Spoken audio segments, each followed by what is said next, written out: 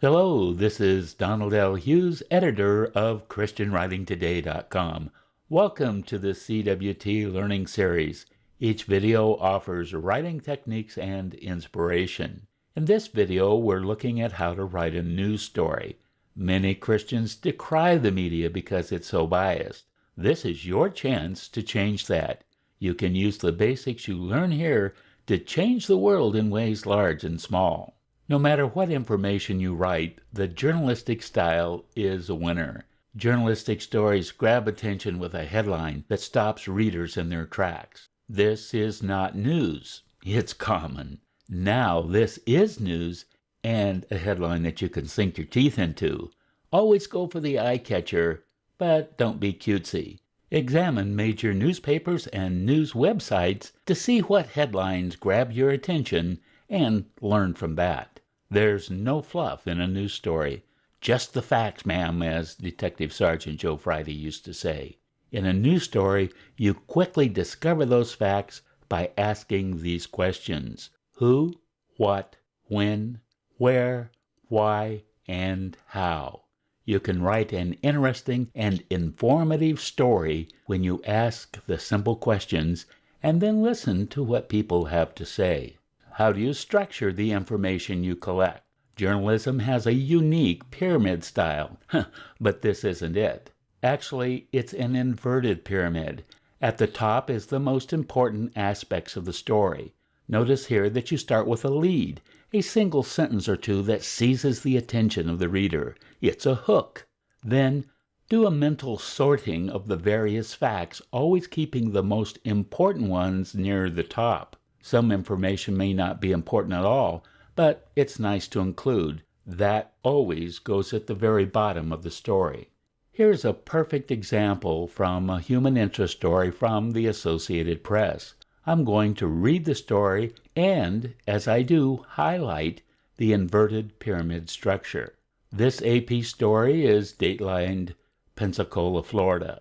It says, "It took about 34 years, but a sailor finally got a response to a message he stuffed into a plastic bottle and tossed into the Atlantic Ocean."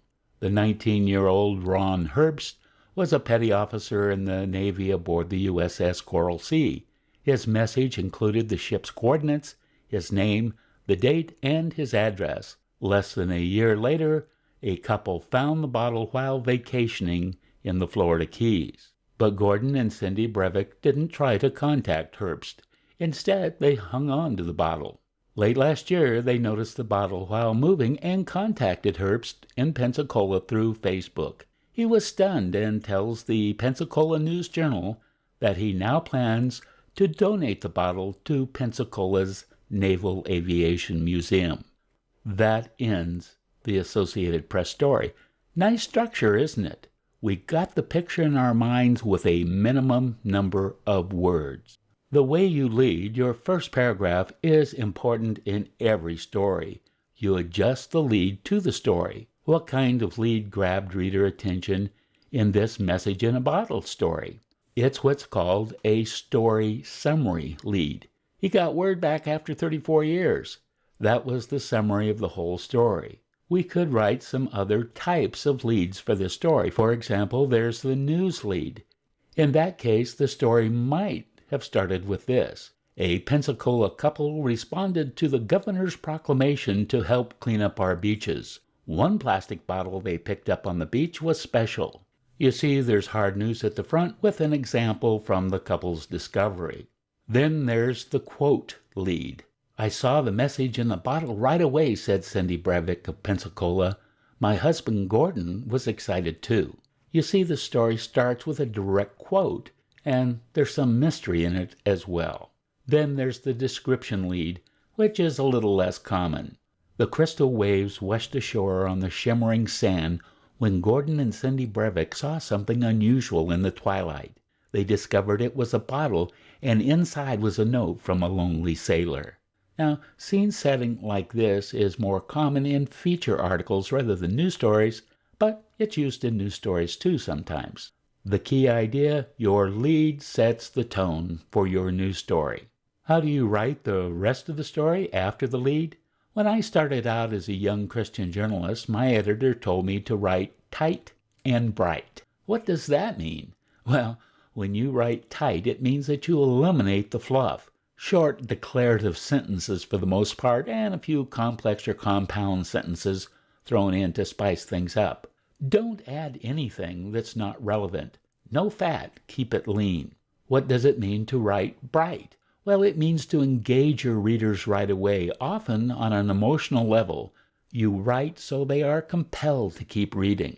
Read any well-written news story and you'll see most hit the subject hard and include relevant quotes from others. They keep the pace moving with 1 to 4 sentences to a paragraph. Good journalism offers the meat of the story and no side dishes. In summary, look for the real news in each story, not just the obvious. Ask the right questions: who, what, when, how, and why. Structure your story correctly. Use the inverted pyramid. Then you pick the most appropriate lead for the kind of news you're covering. And then you tell the story in brief paragraphs made up of short, content-rich sentences.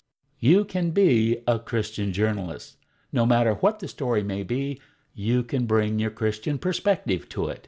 Everyone else has their slant based on their worldview, and you can too. You don't need to preach a sermon in every story, but you can let your godly values shine through. You've just learned the basics of news writing. It's not rocket science. Start building your skills by writing news stories for your school paper, your church newsletter or website, or your community newspaper. Thank you for joining us in this installment of the ChristianWritingToday.com Learning Series.